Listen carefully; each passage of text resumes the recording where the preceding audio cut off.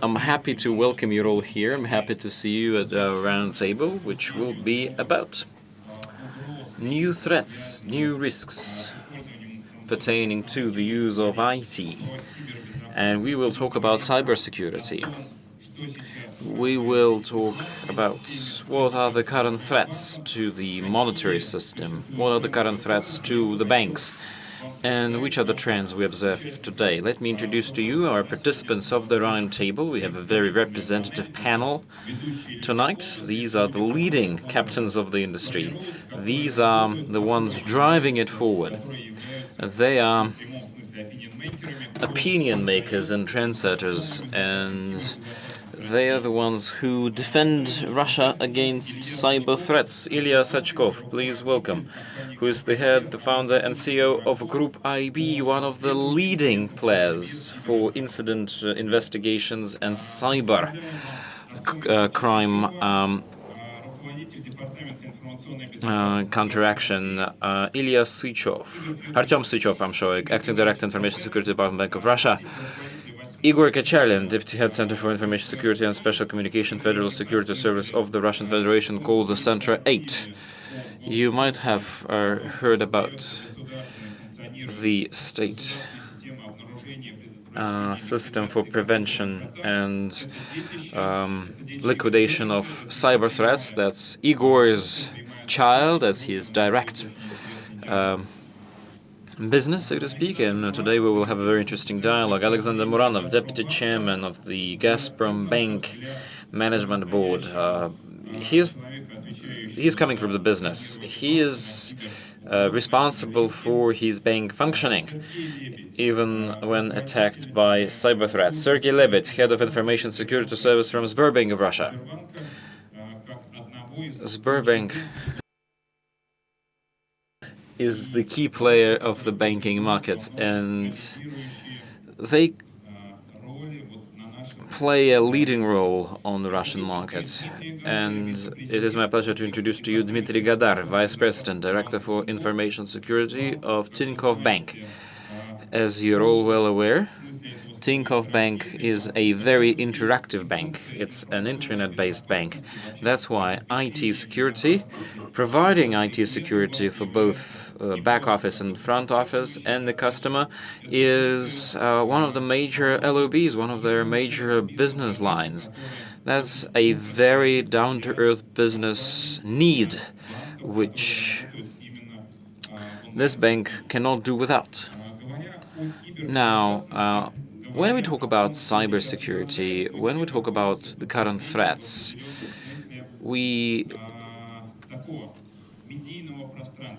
our thoughts, our ideas are very media-driven.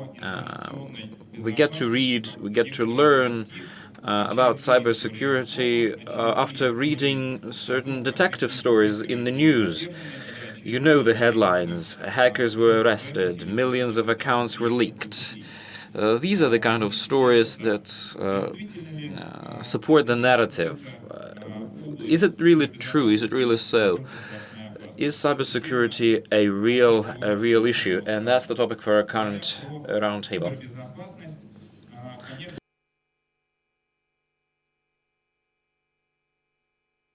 Today, in the cybersecurity world, we have to face significant threats, external threats, new attacks developed by hackers, by various organizations. The business itself goes forward quite fast. Blockchain technology is already there. Fintech business is fully dependent on IT. The second thing I would like to mention, again, last year and this year, we've seen some significant, massive cyber attacks. If you take WannaCry or Petya viruses, they cut short and undermined half of the world's operations, internet operations. But being an expert, I can tell you that these are really childish attacks. They're very simple.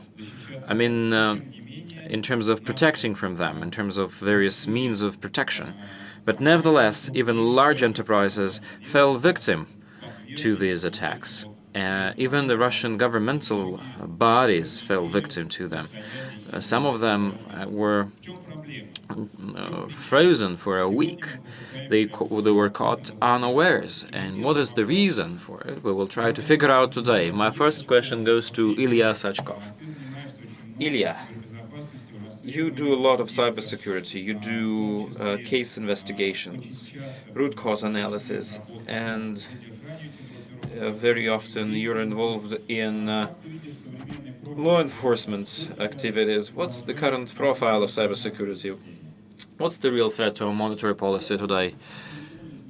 Financial system? Nothing has significantly changed apart from two interesting trends. Well, when I say that nothing has changed, I mean a different thing. Basically, I'll explain what I mean. The major motivation, the major motive for large criminal groups is, of course, financial. And internet banking, natural people, legal entities, mobile platforms. You know, there are lots and lots of viruses now for Android, ATM machines, post terminals, processing, and SWIFT. So, processing has become quite a lucrative piece for criminals because it is processing. Well, we believe is protected worse than SWIFT, and that helps you to cash out your funds easily across various geographies and fast. That's why such cool technologies, and by cool I mean not because they're positive, of course they're negative, but they're very sophisticated and complicated. Well, such criminal groups are looking towards processing as the most lucrative piece of the pie. And there has been a trend that appeared last year, and I think one must definitely observe it for the whole year, and you definitely have to read reports. It's that non-financially motivated groups, criminal groups, have appeared in Russia. The financial outcome can be a positive thing for them, can be a byproduct, but the main thing that they do is cyber espionage, is cyber intelligence. And there are three criminal groups that we are looking at right now, and I can tell you even the countries which they're coming from: Northern Korea, Iran, and China. So these cyber groups are doing some very interesting stuff in Russia. What they're trying to get is some data out of the bank.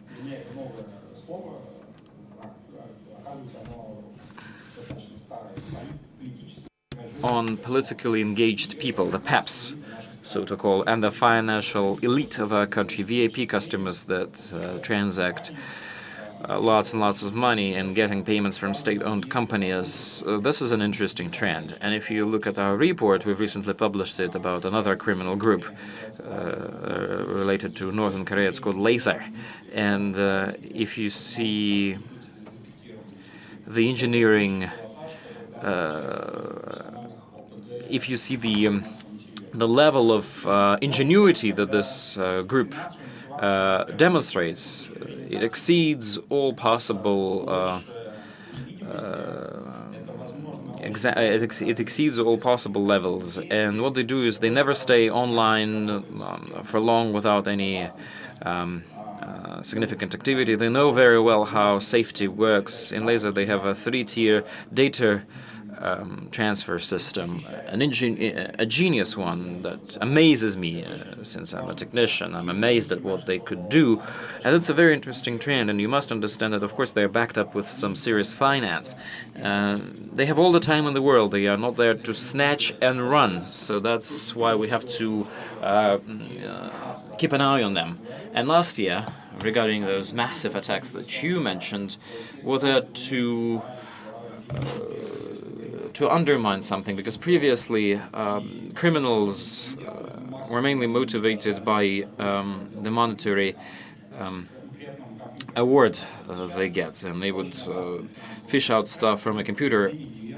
What the current criminal groups are doing, they are doing sabotage after snatching the money or after snatching the data they need. And they encrypt stuff in order to destroy evidence base. Yeah, like throwing a smoke grenade, definitely. And it will take a lot of time for a bank to restore the infrastructure, but not investigating the actual case. And the bank will never be even aware of the fact that they've been spied on. So we definitely have to raise awareness, and the majority of our banks must have a plan of actions and a response plan. Even the top 10 do not have it. And if they do, they never tested it. So these are the two trends that I would like to highlight in here, and which are the new ones for us. And ending my thought about phishing. Phishing still remains to be the thing. Even though it's been around for a long, long time, it's the biggest threat today with that can generate lots of damage. There are new phishing types, local viruses that can do web inject, meddle with routers. Well, imagine you're a user, you look at the website, you have a green lock on top and the right name. Well, that seems like a good sign, and you can log onto the website, but your router can be hacked because you don't change it. Has anyone ever replaced or updated the software, the middleware of a router? Okay, let's ask a question differently. Who knows what a router is? Who knows that you've got a router in your house? Okay, we've got 5 out of the room here that came to the stream. People who are interested in cyber risks will has updated their routers. You have to update your router and its middleware, because it might be that your router even brings profit to somebody, because routers are they now know how to mine stuff. Even your TV sets can mine stuff. It's not as dangerous as phishing, but you'd better be on the safe side. If you want your devices to mine stuff for you, you'd better do it yourself, not letting somebody else to do it. So tell your customers, if you are into cybersecurity, that they should update software on their router. It sounds like Captain Obvious, but this is so important you won't even believe, because so many criminals that do phishing, they target home devices and appliances and routers as well, and viruses that can change routing on local computers. That's why banks have to use remote identification for their customers in order to understand that somebody has hacked you. And another trend, international collaboration is not yet perfect, especially considering the current geopolitical situation. And this is still a problem, because criminal groups, they use it. They choose countries which are not friends with each other. The fact that FinCERT has signed an agreement with the Bank of Kazakhstan on cooperation is an example of a very important activity, and it's so great that something like this takes place. So let me remind you, not FinCERT, no, the Bank of Russia. The Bank of Russia with the Central and the National Bank of Kazakhstan has signed up an agreement. I'm sorry, Artem Mikhailovich, for not being correct. But will FinCERT continue to work? Well, the essence of this agreement is that in Russia, in Central Bank, we have this FinCERT, and the same kind of structure we have in the National Bank of Kazakhstan.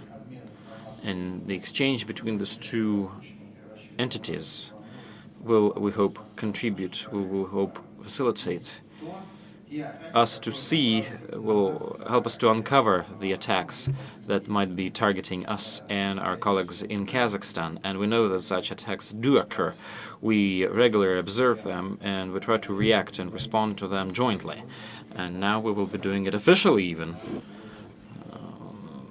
between the two national banks.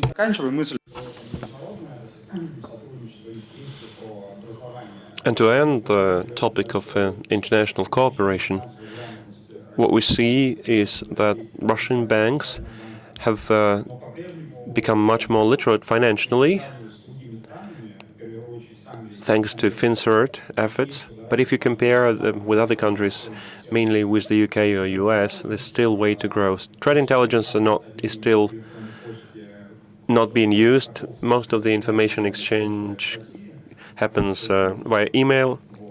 STEX protocol is only known maybe to 100 people in Russia. I hope today this number has increased. This is a special format to exchange data about cyber threats in real time.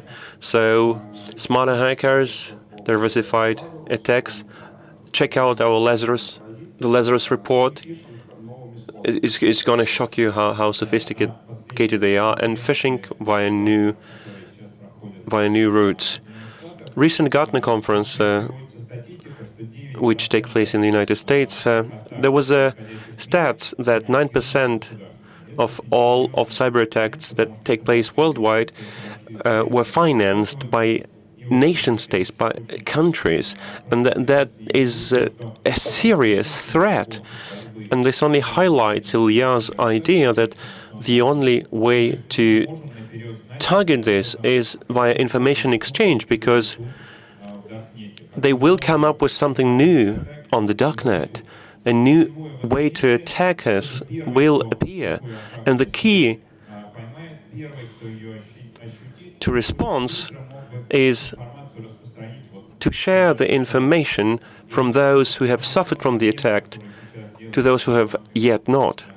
Therefore, FinCERT has a great role to play for the information exchange among banks and among the other players in the financial market, and I believe that these tools will play a key role to counteract the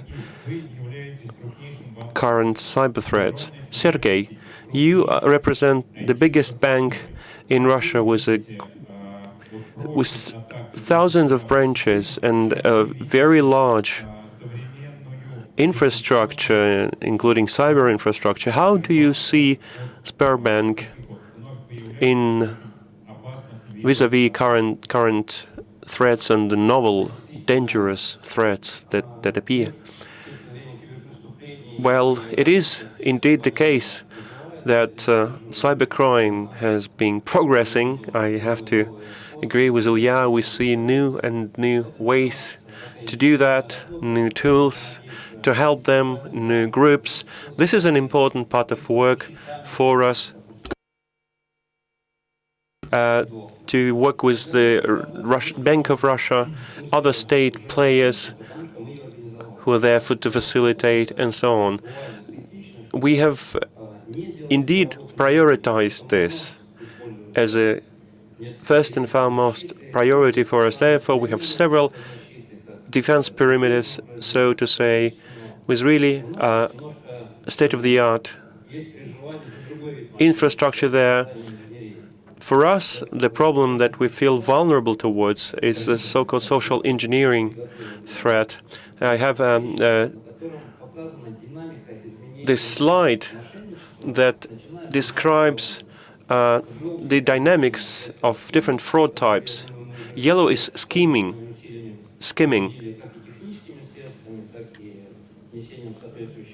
which I think we have already overcome. Can you describe it maybe briefly, still, just to make sure we're on the same page? A long time ago, many years ago, as they say, but in fact, very recently, all the bank cards had a magnet strip. And that magnet strip contained the information which you can read, and you can read it using a cassette recorder, actually. And you can copy that information and then reproduce it on another bank card and make a copy of it. So the ATMs could be tweaked to read the information on the magnet strip, and then your card could be replicated by fraudsters. But now, thanks to chip cards, thanks to new legislation and new means to protect us, we don't see that take place anymore. Maybe single random cases. It's not a big fraudulent system anymore. In terms of viruses and phishing, this is something we see a lot of, but here what we at least know how to tackle this. Competence building, new intellectual solutions. There's a number of solutions that we have already at hand. It's a matter of investment, time, prioritizing of this by the management.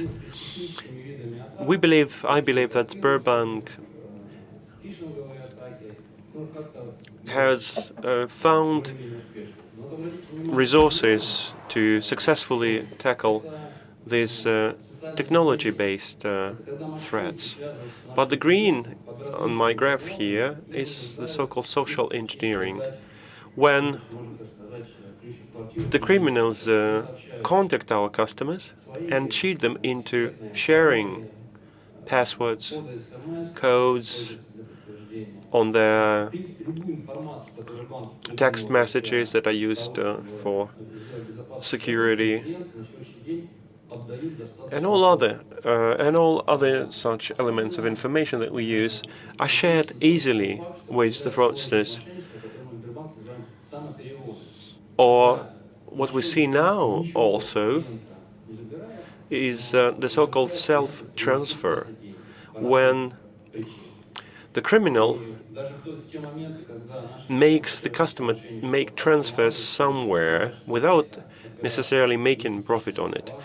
And what we see happen is when we remind of such a transaction to the customer that this is something you're not likely to do, then the customer will frequently respond, no, this is my choice, I have the right to do so, and so on.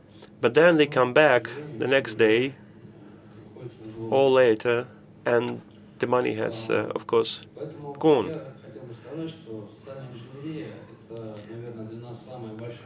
Therefore, we believe that this is the biggest threat which we cannot, because we cannot tackle it with a technology-based response. This is about education, this is about financial literacy, this is about awareness. At least once a week, I think, the law enforcement agencies find these illegal call centers that imitate call centers of official banks. And once a week, they find this in Moscow, in central Moscow, mostly populated with migrants from former Soviet Union. Or prisons are used for that. We are trying to raise awareness about it, but we cannot resolve this so far. So, who do you think is responsible for the security of your customers' bank accounts? As far as I can hear, you move it to their own field of responsibility. But your bank being, in a way, a crucial element in Russia's banking system because you have so many customers. So, do you think you maybe have to be responsible for the state of their account? I think it's the question without an easy solution.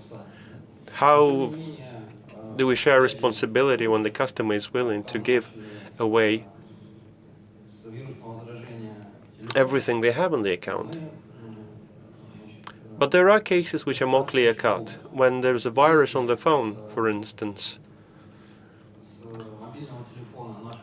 and when we see a situation when the customer's mobile was used to move out funds from their account through a virus, then we will refund that loss.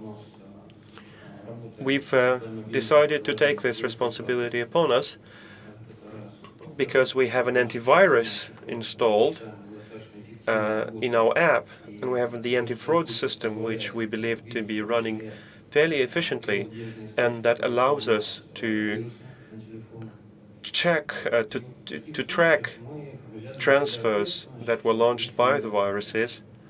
So we believe that since we have these solutions, and still sometimes the viruses find a way to make transfers, this is our fault, and therefore we will have to cover for that. We believe this is a challenge for the bank.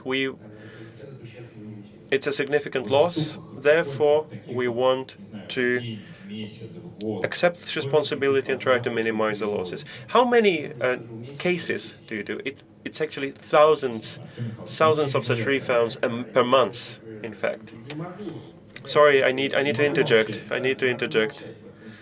Because In fact, you're pointing in the right direction. When we look at the annual reports in terms of fraud and cyber attacks in the financial sphere, statistically, what we see is that indeed this has been the second year already running that social engineering is and certainly is an upcoming challenge. And we have a fairly transparent approach to this. At one point we were discussing the principle of customers' zero responsibility, which in fact is the framework in a number of neighbor states, and it seems to be working well. But this was not something either the state or the banking community wanted to do. And our position right now is expressed in the draft law, which has been through three readings at the State Duma already and will be therefore soon sent to the Council of the Federation. And it specifies that the banks from now on will have to have an anti-fraud capacity.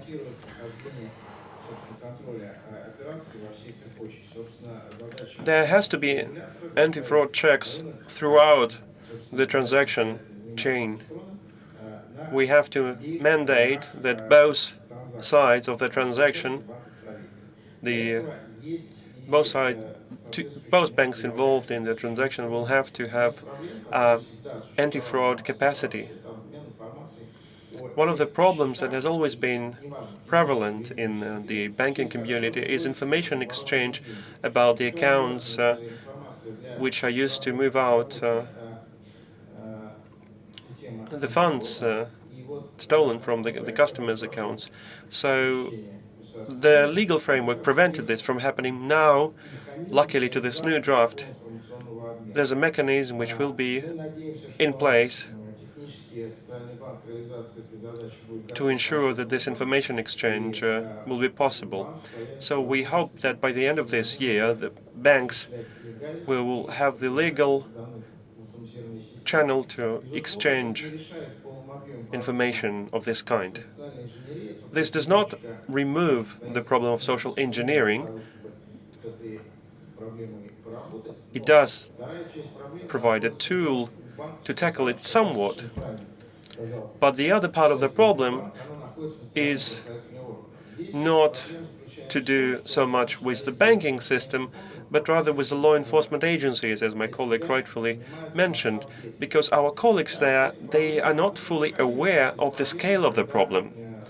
I think we've seen something similar when skimming was the fraud of choice.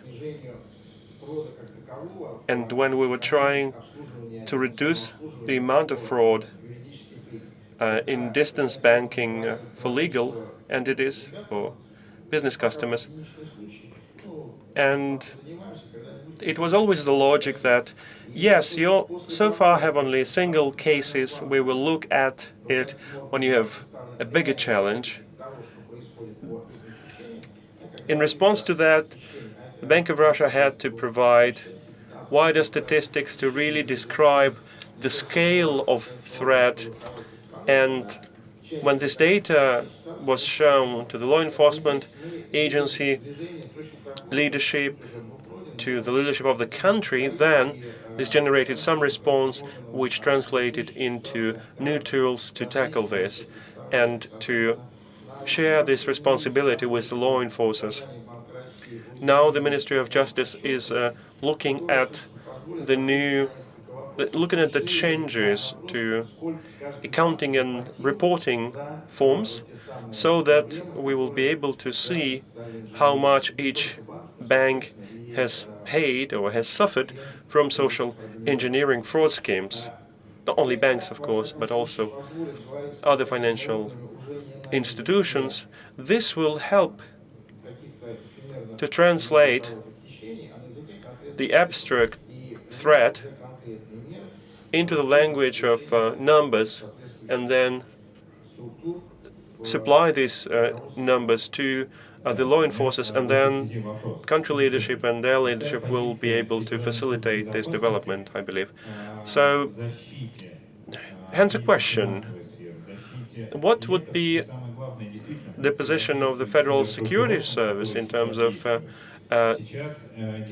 cyber threat prevention and defense? What we see today is a increasing number of cyber attacks. You can look at FinCERT statistics. We now have hundreds of thousands of cases. But if you look at the legal side of things, how many criminal cases were opened, you only see single ones, right? A handful of those. Igor, what is the Federal Security Service doing? And what is the strategy of your agency in order to defend the credit aspect, the financial aspect? Well, I don't work directly with this. But of course, efforts are undertaken. The Federal Law 187 on security and a number of legislative changes to the criminal code. For instance, one amendment that increased the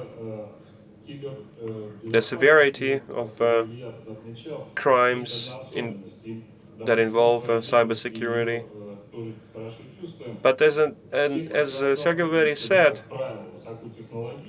that all the criminal activity, which is technology intensive, they frequently come, or most frequently they come from other legislations. And this is a new challenge legally. It's much harder to have a case if the hackers are based in a different legislation. Therefore, international cooperation is a key to resolving this, and the contemporary geopolitical landscape does not really facilitate this. If I may, again, since I work for the forum organizer, therefore I think I have a bigger right to interject. If I may respond to your question, we work very, very closely with the GOSOPCA.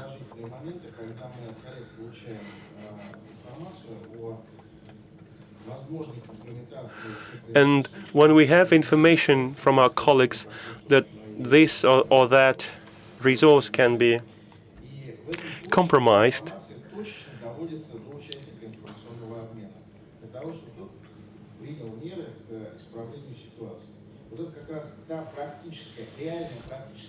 and we, of course, directly inform specific institution.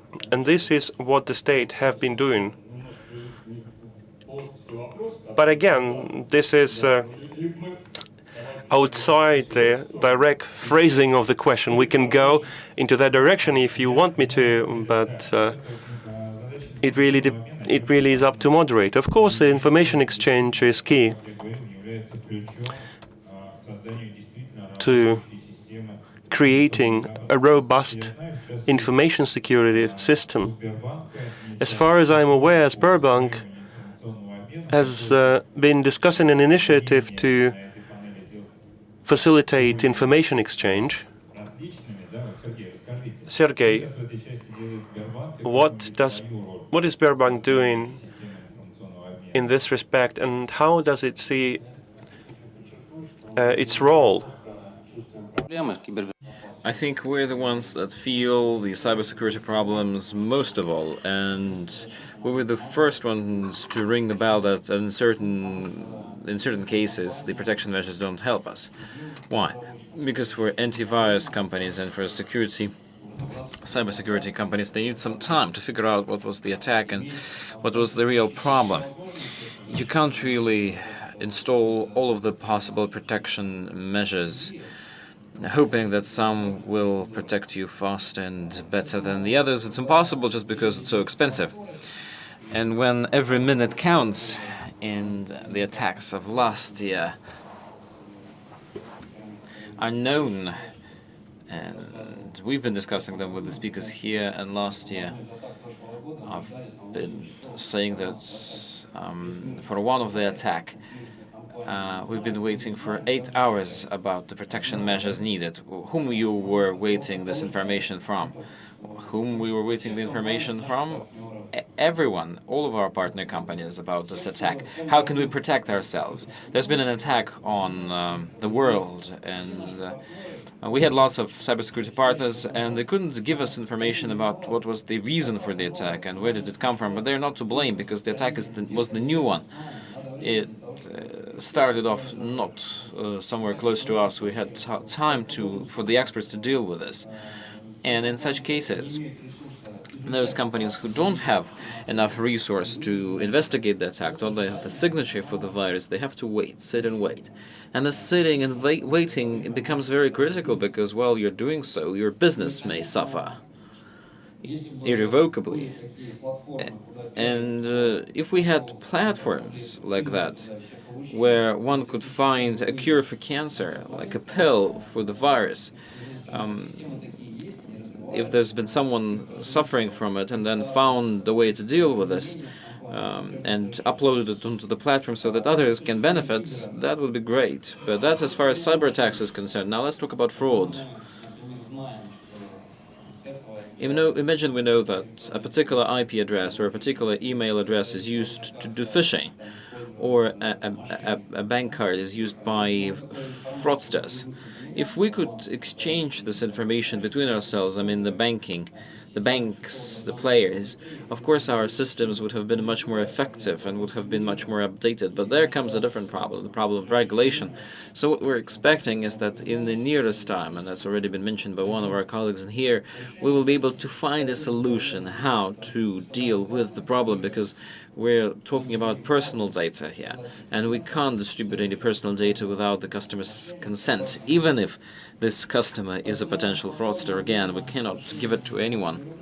That's why a platform that will help us to exchange information about cyber attacks would really come to benefit, and we can divide it into two parts: cyber attacks as such, and exchanging data on the actual criminals, perpetrators. So these platforms are greatly needed, and we think this platform very much in demand, and we welcome the initiative of the central bank. We are queuing now to get it and to implement it at our side. We've talked about this problem during the Banking Association for Russia meeting. This association has been established recently, and we developed such a platform by our association. We're piloting it, choosing a couple of volunteers. Starting from the middle of June, we will already be implementing it in production. Again, we will be providing it to anyone willing and wishing to take it from us. How many platforms like that are going to be? I believe the more the better. I think there will come the time where Sopka, the solar system, will not only accept information from the organization, but will provide organizations with information required for protection. It just takes time. First thing first, it's really on demand. You shouldn't be afraid that there are going to be more platforms. The time will show which one is more effective. I'm sure they will be specialized, narrow platforms, because the IB Groups is doing feed dissemination. They're selling subscriptions. What we're selling, we sell IP access to our technological platform. Well, that's how you call it. Well, the elements, the ingredients to this platform are already there, but now with a much more broader cyber threat, we're seeing the new wave of protection mechanisms developed. As soon as the protection mechanisms will come to an end, I mean, as soon as we are no longer interested in it, we'll come back again to establishing the necessary platforms. I would like to support Sergey here, but can I please bring your attention to the new EBRD recommendations? They published them on the 25th of May. I think these recommendations will soon become compulsory for European banks, and they are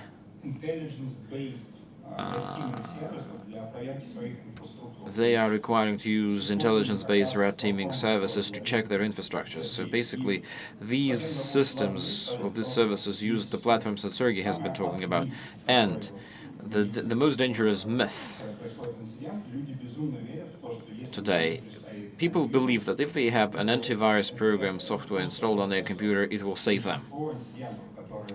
The majority of the incidents that we detect and that we investigate into can easily co-live with, cohabitate with antivirus. Just a couple of years ago, there's been a virus, and 86% of computers that developed this virus, that had this virus, could easily coincide, could easily cohabitate with an antivirus software. That's it for me. No, it's not it for me yet. I still got a question which always tortures me. I'm itching to ask it. Every time we start this discussion, we talk about the following. That's how it's done in Europe, that's how it's done in the US, but for some reason, nobody believes that in Russia some very nice practices are also available. Because if we talk about testing and real protection check measures, I remember 3 years ago, the central bank has issued some guidelines and recommendations on how to do it, and they're explicitly saying whatever has to be said. And moreover, it's becoming even a standard right now. There's a Russian state standard on cybersecurity for banking automation and for banking system. And this GOS, this state standard, has already been enforced for half a year, so do read and do learn from Russian experience as well. But it says nothing about the fact that the bank has to use cyber system or cybersecurity system based on intelligence data. My perception that only 15% in Russia do red teaming for themselves, and they're not doing it on a 24-hour-a-day basis. Yes, let me help my colleagues to change the perspective here, because for 45 minutes we've only been talking about how dangerous hackers are, how bad they are, how they're becoming better in what they do. But you shouldn't forget that cybersecurity is not only operational measures on counteracting current threats. Cybersecurity also means creating protective technologies and implementation of those protective technologies in a daily routine and a daily operations, so that your security level, security threshold was much higher than what you have today. And during the last panel, we had a panel on digital trends in banking. Only 50% of banks have said that cybersecurity issues for them are important. And these are the technologies that the banks would really want to see. So this figure very much coincides with our own data, because we also do our own assessment for the level of protection, not only in the banking sphere, in other spheres as well, and we get the same number. 50% of all the companies we checked, all the facilities we checked, are vulnerable for external threats, for external users. So the situation in the banking sphere is probably similar to what we have in the country. Creating protective measures, implementing protective measures in banks is one of the crucial cornerstone issues, considering how inert various companies are implementing and developing protective measures. For these protective measures to come up timely, for these measures to really help companies, banks to become protected, we need some signals, some messages to be sent from on behalf of our security industry that our banks are really interested in using Russian-made systems. We will never win. I mean, there will never be an end to this fight, but at least this will help us in our daily activities that we talk so much about. Artyom, I might make it a little bit more intense, but you say that there's GOST, there's some other documentations, guides, and norms and regulations that states that certain protection measures have to be put in place and used and implemented by companies. But is there an incentive to do it? Because Sergey has given us some statistics, 50%. And it's very, very painful. But is there an incentive, a real, true incentive, to seriously comply with norms and regulations? And what is the liability for it? Imagine a bank has lost 100,000 accounts or 100,000 data entries on users. We know that the European Union is offering, it has recently come up with GDPR. You've definitely got privacy policy updates on your telephone. But what are we doing? Are we incentivizing our banks for it? Because on one side you have those policies and guidelines put on paper, but how will the banks really know that these requirements have to be met? And there is also an answer to that. And not even a new one, because it's been quite extensively discussed during the Euros forum. The first part, well, two parts to it. The first part, that's what the central bank does on a regular basis. All the checks they do, in all of their checks, they include another check on how compliant various banks are in terms of IT and cybersecurity with the requirements of the Central Bank of Russia. We haven't yet seen any credit organizations that would comply with 100% of our requirements. But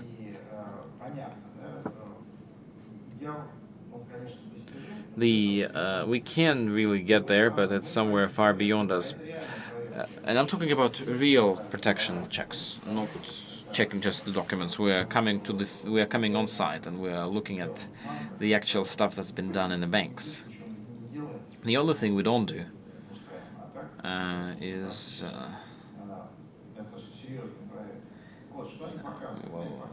we're not physically checking the wires, but we have very serious checks, and it shows those checks. I mean, they show that nothing is as bad as it's painted.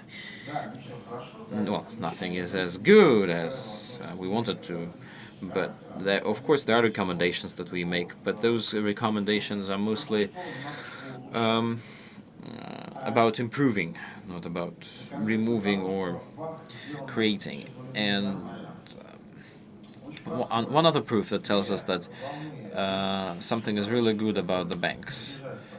These two virus waves, the encryption virus waves, have not even touched the Russian banking system.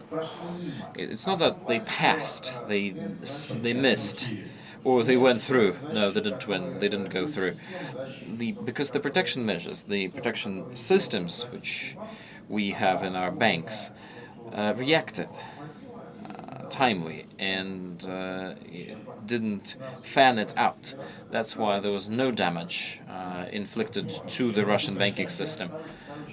Yes, let me finish off with the second part of my intervention. So checking, that's the first thing. Second thing,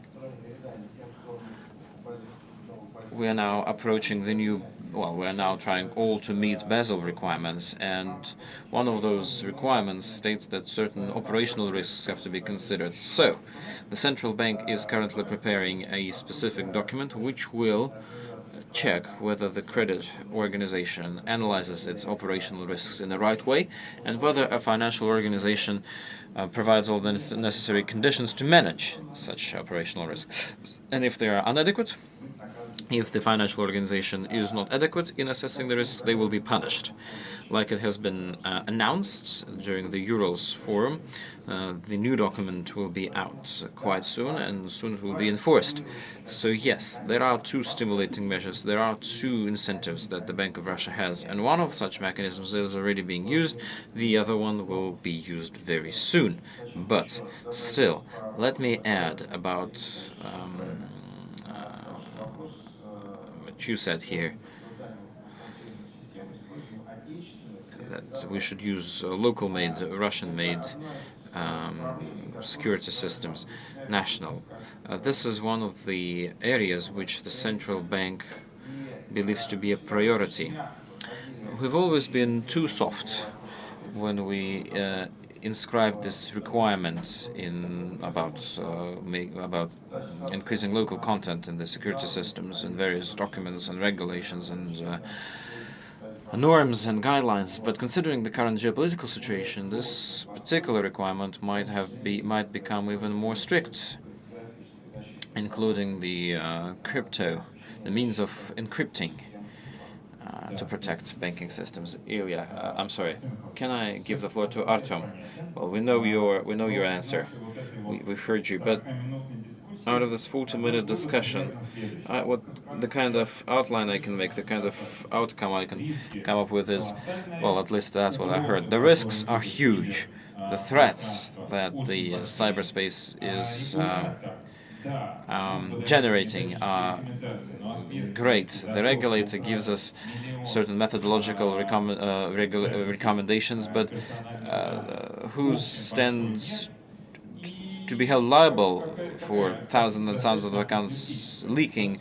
Well, no one, and that paints a very apocalyptic picture. My question to you, Alexander, before the session, we've discussed cyber risks with you, and Alexander has a very pragmatic outlook on that issue. For you as a business, for you as one of the largest banks in Russia, what's cyber threats? Is it something that marketologists came up with and threaten us all with, and now being supported by regulators, they would sell our own locally made protection measures, or is it a real threat? I think the truth is somewhere in the middle. The banks that we have here are quite rich people, I think. We've invested into this industry significantly, heavily for the last 10 years. What was not good, that we all started by ourselves and we all created our own protection systems. There were some years of plenty before it. We took a lot from the market, we took the best from the market, and we built our own protection systems. But what do we believe to be of greatest importance today? We are not the biggest experts in retail, and I cannot argue with Sergey. They're definitely much more advanced because they are in this market. We had more problems always with corporate aspect, with the corporate side of the Russian business, but we managed to build our system still. And today we don't have any problems with thefts. Those measures that we built are enough to protect our bank from theft threats. But there is a customer, and our customer has a different understanding of cybersecurity. So we should not forget that our customers are undereducated because they are not yet aware that they have to protect themselves. And that's why we decided to move to the customer, closer to the customer. And we've built certain systems for them. And it works today. And I don't think there will be lots and lots of problems with banks who've invested into the final end consumer protection measures, because the mechanisms are clear. We know what our adversaries are doing. Our encryption methods are the best in the world. So if everything is done well, properly, then our banking channels are very safe. But what we're concerned about, the biggest threat that comes here is that the cybersecurity market is currently getting lots of money from the government, from the state, and I think it's worrisome and troublesome. Because one thing, when you're trying to fend off the commercial guys, because you know what their objectives are, you know what they want, and you can develop your behavioral pattern like that. You can spend some money, open informational exchange. You can do that. That's important if you want to increase the level of knowledge for the both sides, the customer and the vendor. And we can learn more about viruses using the players in the security market. But when the government, when the state companies come into the market and they have different objectives, they work according to different rules, they have different KPIs and metrics, and they have a different motivation for sure. I don't think they will be thinking about banks. An important role will be played by the governmental structures, and they will be the ones in charge of building up the processes for our interaction. But we believe that the risks are higher than what we are currently. The risks will be higher than what we are currently seeing. That's one thing. The second thing, it's not. Well, there is no need to create a complex protection product. What's enough is to manage the social networks, so to say. And different approaches are required, even on the state level. It would allow physical entities who work with a particular bank in Russia to be sure about their bank to the level it's needed. So the central bank is the only bank that can provide the guarantee, the guarantee people need. And the second thing, it so happened that Gazprom Bank is a part of an industrial group. We have a number of industrial assets, and they produce some components for the gas industry, and we finance that. So we've launched another product. We've launched a new project, a big turbine, gas pumping, gas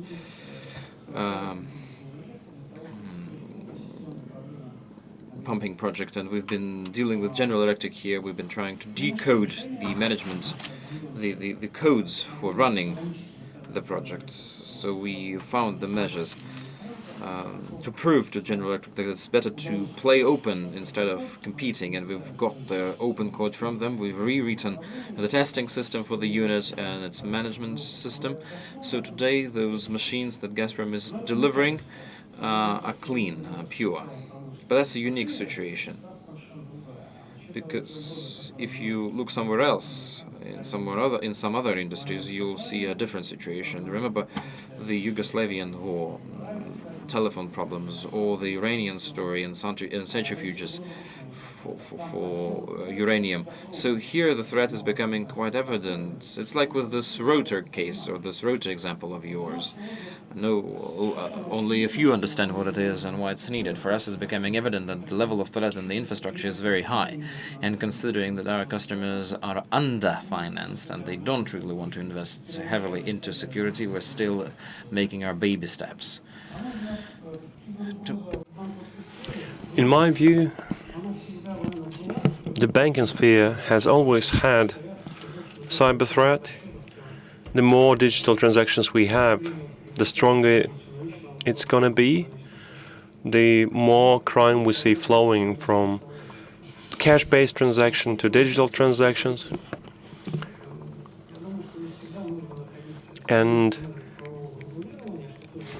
I hope that we will be finding tools for regulating this field, but I don't hope for a breakthrough, because the environment has been structured in such a way that the legal framework is now seriously lacking. And last point, again, from our experience, in 2014, we had this history of a specific threat when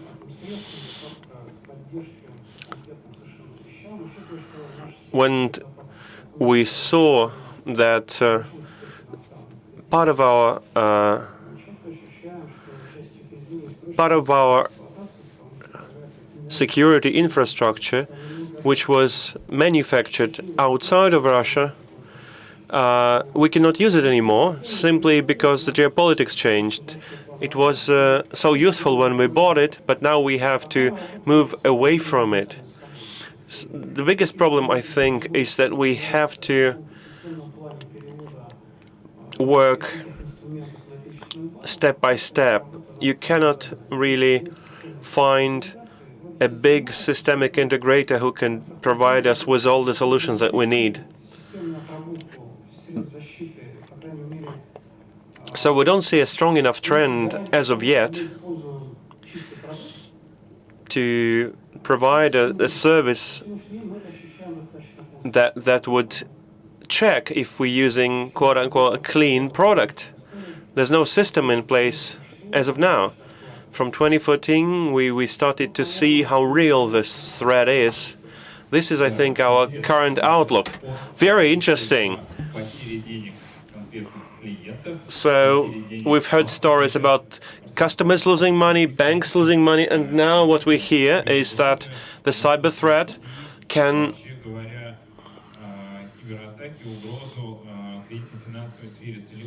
threaten the financial sphere in its totality. So is it part of the national security agenda then? If not only specific banks or customers can suffer. So if you look at this from such an angle, what would be your action plan?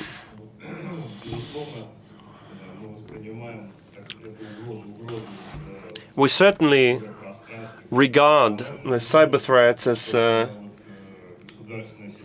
national threat, and the state system to prevent cyber attacks, the Gossopka, is the state's response to this threat. But you have to be aware that the state infrastructure is not something external vis-à-vis other players in this market. This is something that must integrate on the intelligence and on the potential of the information security in order to grow stronger, in order to go higher, in order to have the synergy between different players, in order to respond better to the threat life poses. We need to integrate the new legislation 187. It's only been acting from January, still lacks a legal framework to operate in. Here, the gaps are clear. And it's not only about introducing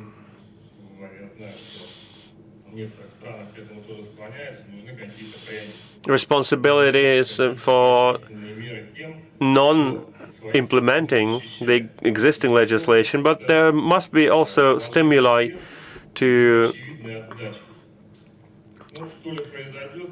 motivate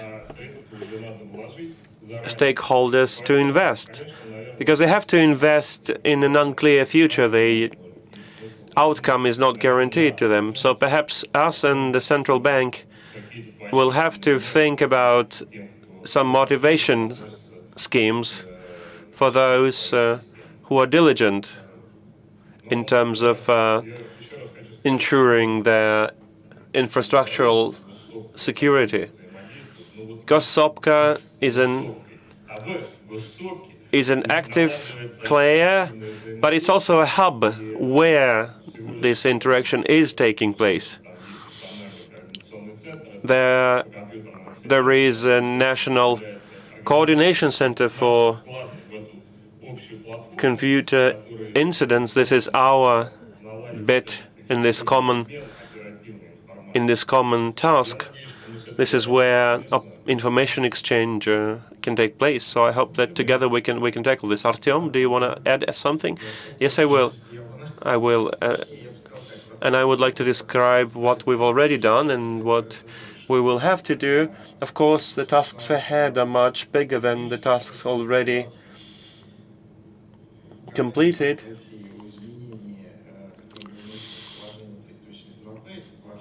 Our Regulation 3A2P on information protection.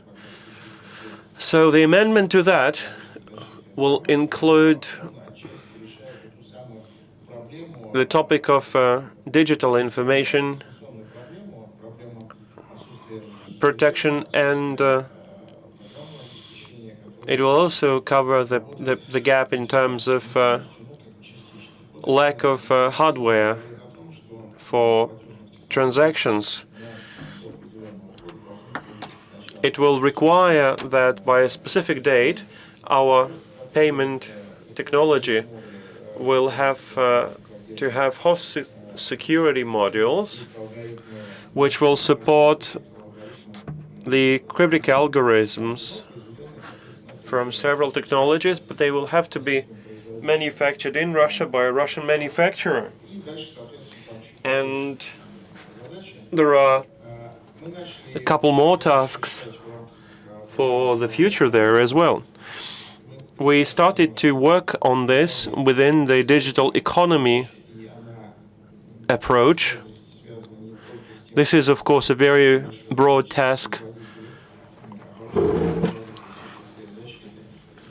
And it partly has to do with the lack of production facilities.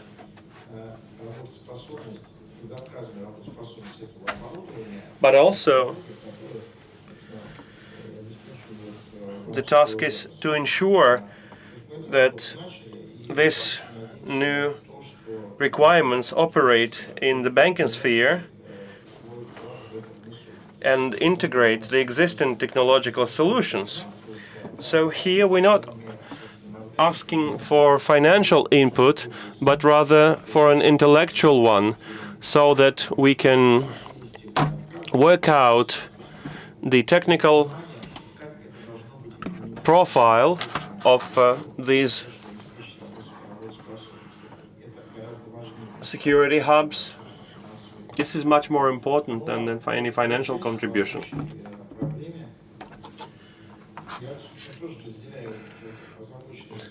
Cybersecurity as a common threat. I share the concern of my colleague from Gazprom Bank. We largely don't know what we received as an operational system update, for instance. They send us something, we update. We don't check.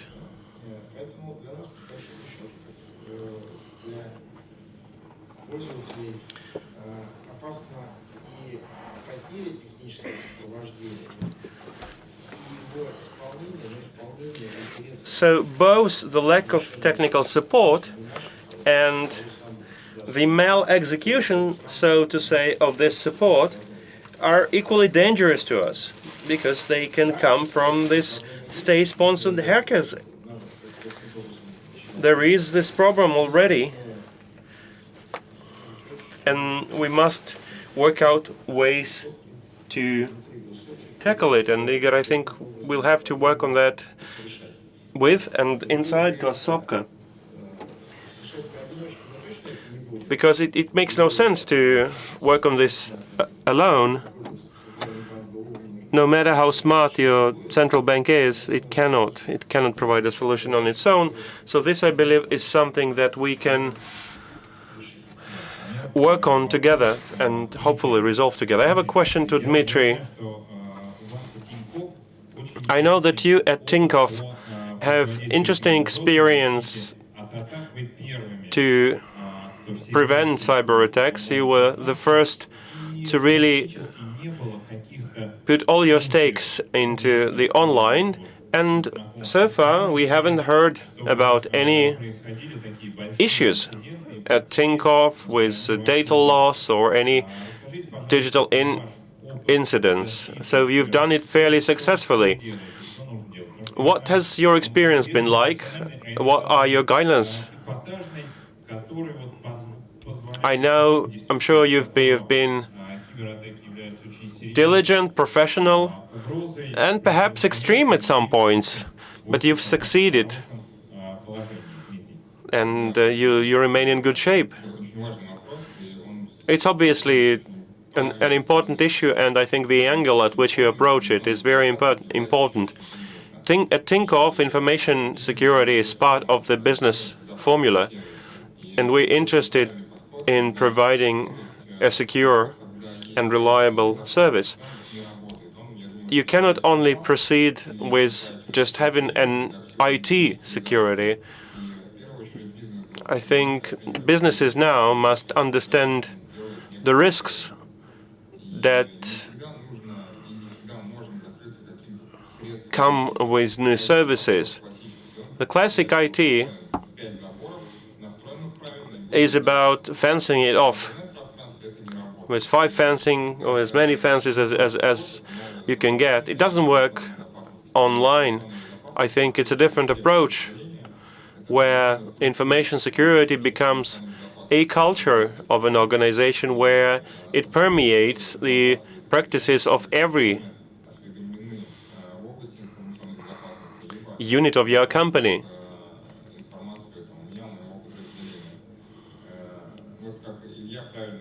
As Ilya already mentioned, it's important then that your playbooks or response plans will involve every division, including the legal. Everyone has to be involved in information security. Everyone must be involved.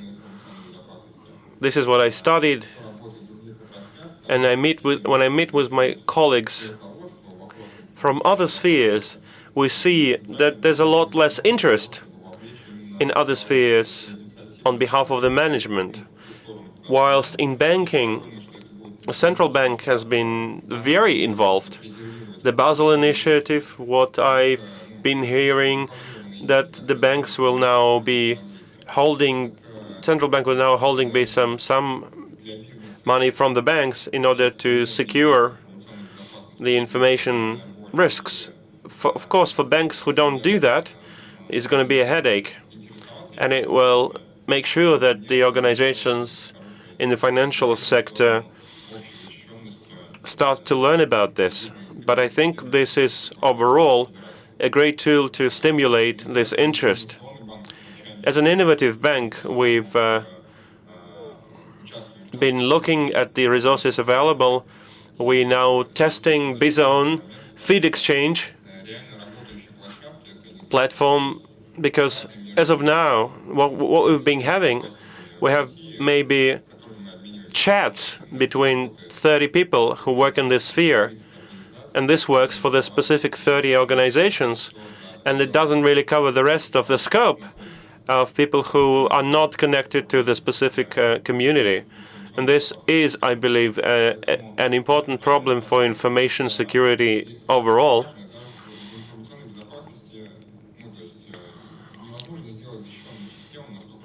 You can never have 100% security.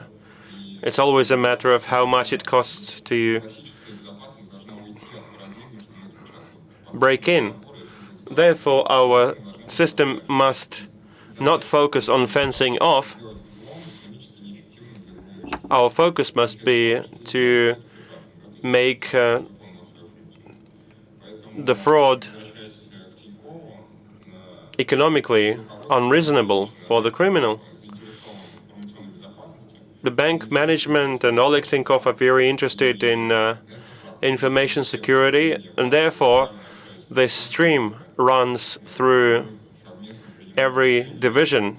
I talk to bank president regularly, and we make decisions about the strategies and key topics together, and we understand that the business is willing to design services in the right and secure way, because they now realize that adding security on top of a service is too costly compared to the situation when you design the process or service with security in mind. I agree. I think security by design, so to say, is now indeed an emerging trend which allows you to design both the process, the product, and the IT system in a secure way, thus removing 90% of threats. I have an additional question to you.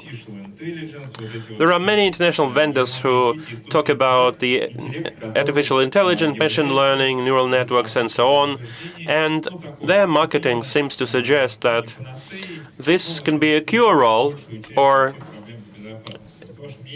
cure almost everything in the field of cybersecurity. Do you think this hype is well-grounded?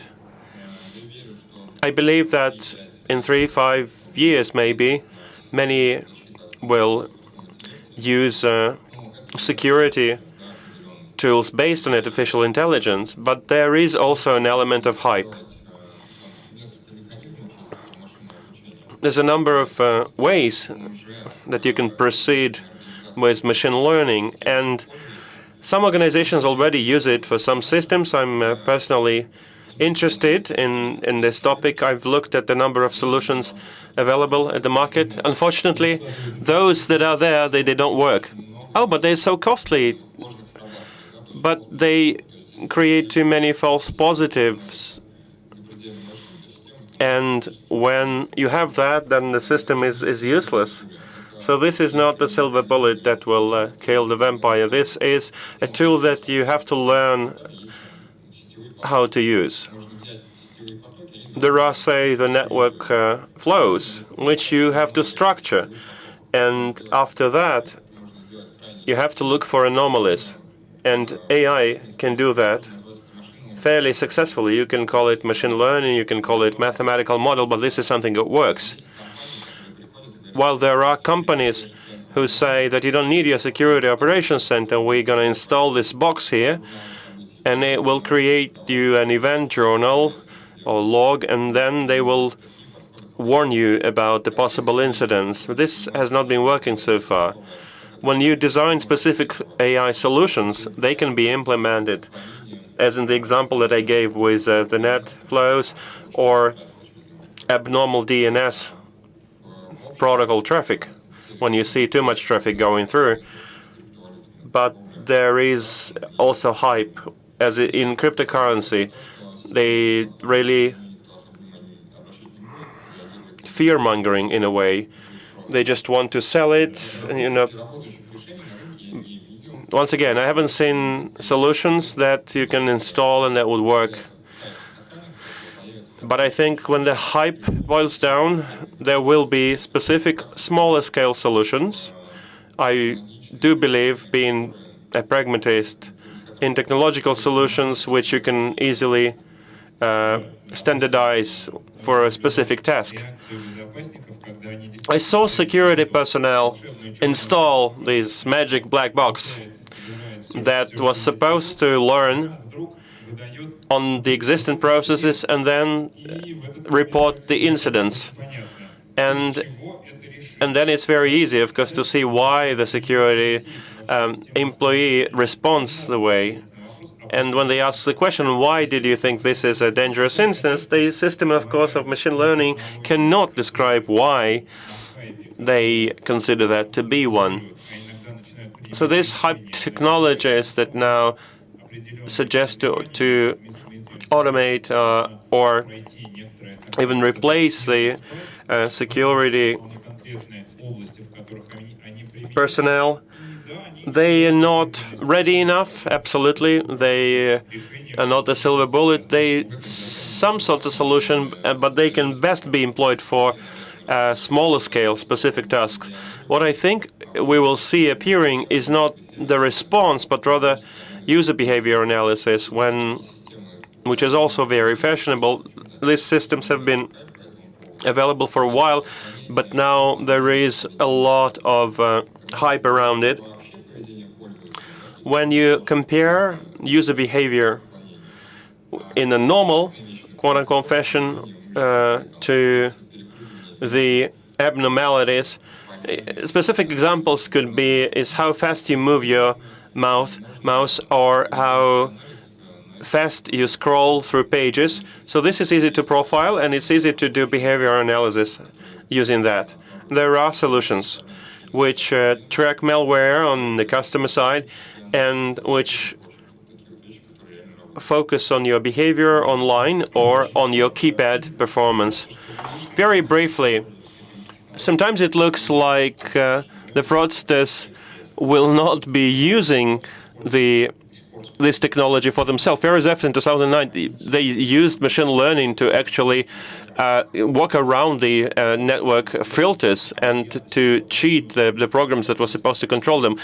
In a recent search in Moscow, fraudsters were to be found to design machine learning to cheat machine learning, and that was actually working very effectively. So when you have a company who suggests a machine learning solution to your problem, just don't talk to them, because what they're selling you a tool which the fraudsters already have. Again, briefly, that's the approach that for my whole professional life trying to avoid. You can't install protection measures and forget about them. You never feel safe when having those protection measures in place. If you have a computer club with games, you don't need any protection measures. You just need to replace your software on those computers every day. You just need to understand the scope of work you have to do. You have to realize what's the objectives, build attack vectors, and then, based on the attack vectors, approach your security in a comprehensive way. That's a very pragmatic approach, Artyom. I will support Ilya, basically, because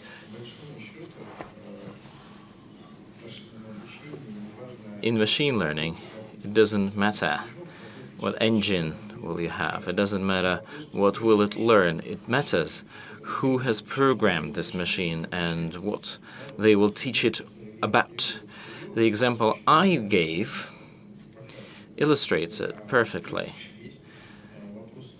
But the whole question boils down to the following. It boils down to an attempt to explain to the machine the following. It's like in an old joke. Try to answer directly. Have you stopped drinking cognac in the mornings?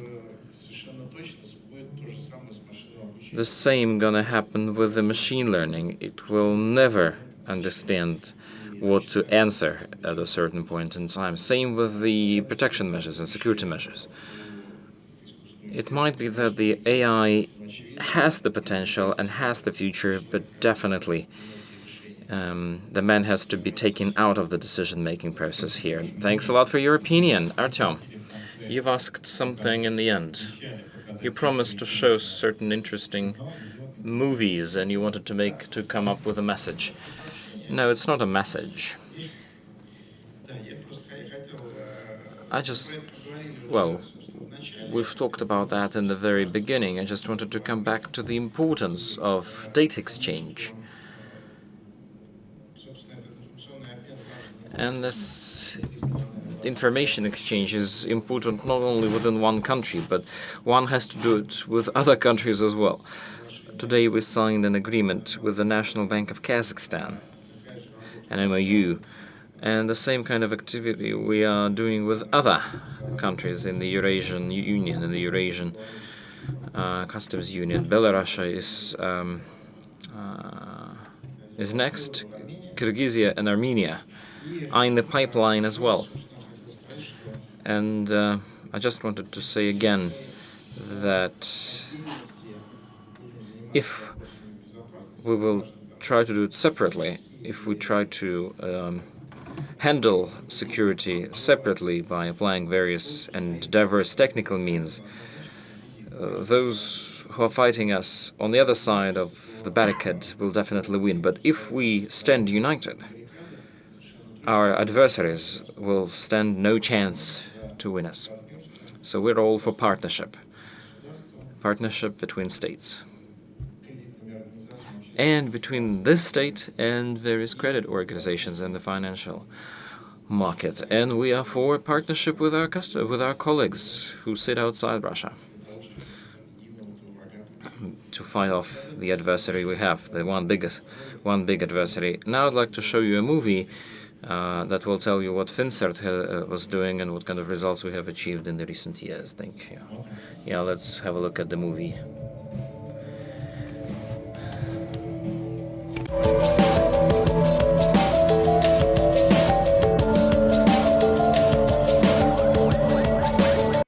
To fight off the cyber threats, in 2015, the Bank of Russia has established FinCERT. The key factor for safety of the monetary policy is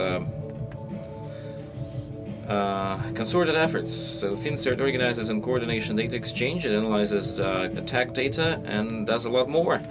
The information exchange involves 630 organizations, lots of credit organizations, various telecoms, non-credit organizations, etc.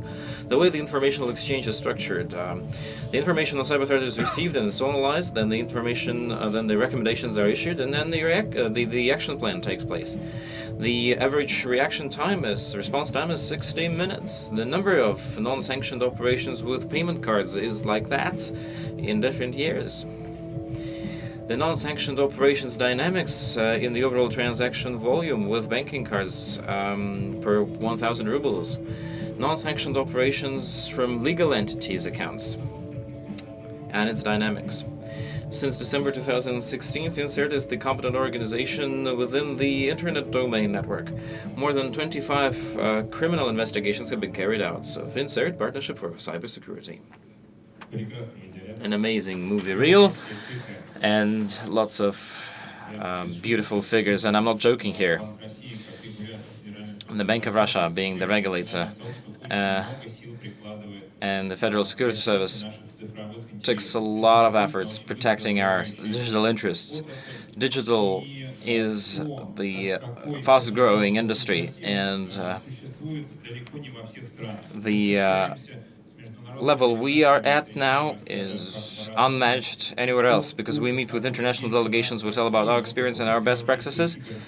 Thwarting off and fighting against cyber threats is unique, and our Western partners are so much interested in it that they even ask us to translate our experience and our best practices onto Western markets. And like we said today, during the previous panel, that our banking sphere, that Russian banking sphere, that Russian banking industry is a world leader in tech, in technology.